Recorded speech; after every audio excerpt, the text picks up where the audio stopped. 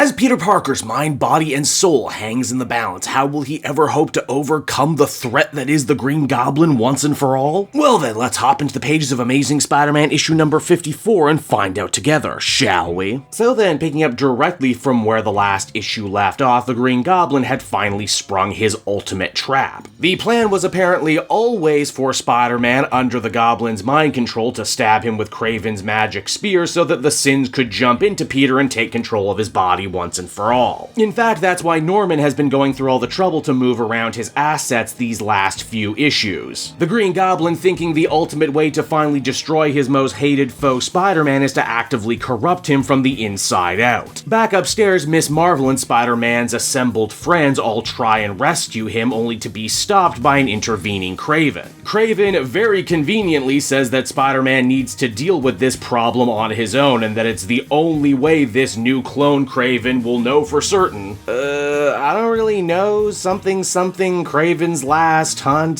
Something who's the greatest hunter or the greatest prey. Miss Marvel and the others can't help him because they all end up having a big fight with Kraven off panel. Credit where credit is due though, I actually do enjoy the Green Goblin's reasoning on this one as to why he would want the new, fresher, younger Peter body. Basically, at the end of the day, he's mad at Norman for actually getting his life together for a little bit and becoming the Gold Goblin and trying to undo some of his past sins. And no, the irony is not lost on me at all that this Zeb Wells Spider-Man series is actually at its best when Norman Osborn is basically talking to his darker self, and Spider-Man himself is conveniently not involved at all. Well, okay, that's not entirely true. The Green Goblin actually gives Peter a pretty nice backhanded compliment, saying that at the end of the day, Peter was always smarter than Norman, which is why he'll make a better host. This ends up flicking on a major light bulb for Norman, who figures that, yeah, if Peter is smarter than him, then he probably had some sort of backup plan. This magic spear isn't just a magic spear at all, it's a science magic spear now. One that just so happens to be upgraded with parts of the Winkler machine, meaning that Peter had always planned for Norman to trap the Green Goblin's sins inside the machine, meaning that no one had to be possessed and that they could defeat the Green Goblin once and for all, even though Peter made a big point of saying in issue 50 that he never actually trusted Norman, and that he always thought he would reoffend anyway, but you know, that was like 4 issues ago. Who's even gonna remember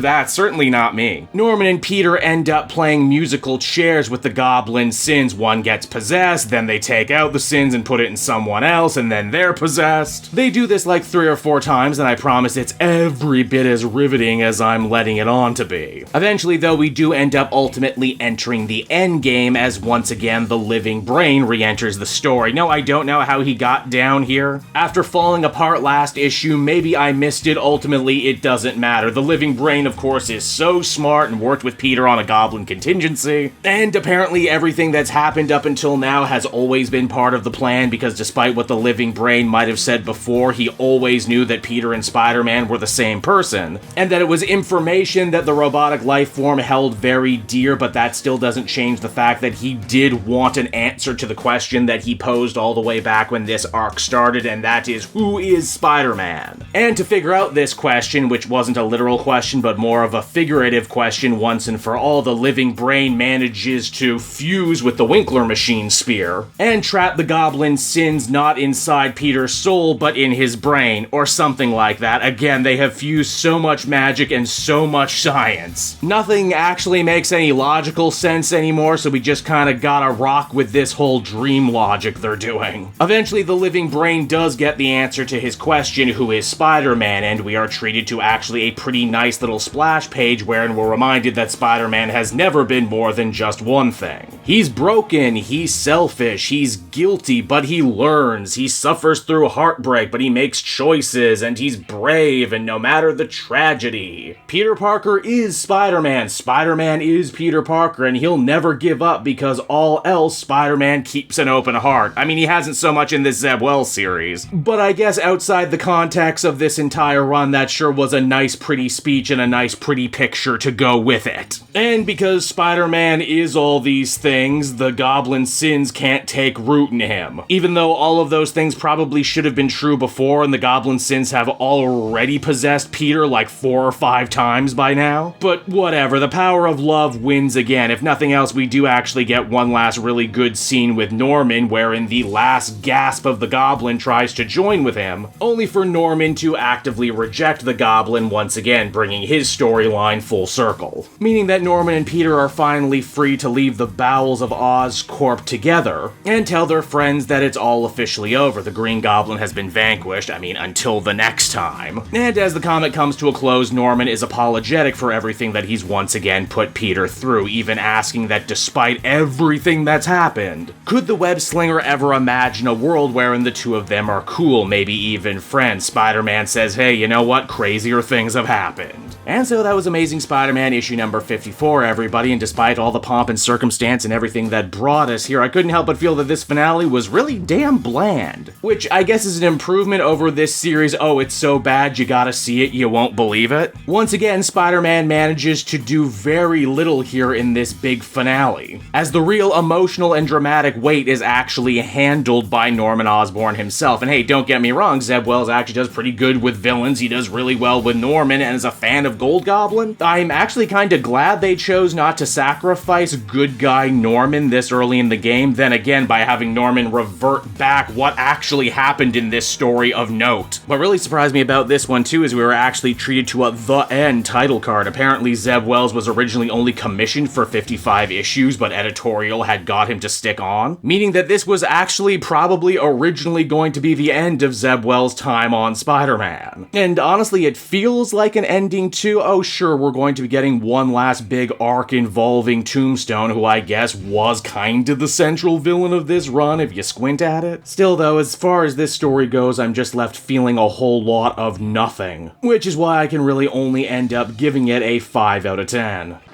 Hey there everyone, it's your old pal Cape Joel again, thanking you so much for watching to the end of the video. I hope you enjoyed it, and if you did, why not check out my Amazon link down in the description. Yes, that's right, the Cape Joel channel officially has its own Amazon storefront now. You can pick up a comic or anything else for that matter, and if you did, you'd really be helping me in the channel. So with that out of the way everyone, I will see you again next time. Bye-bye.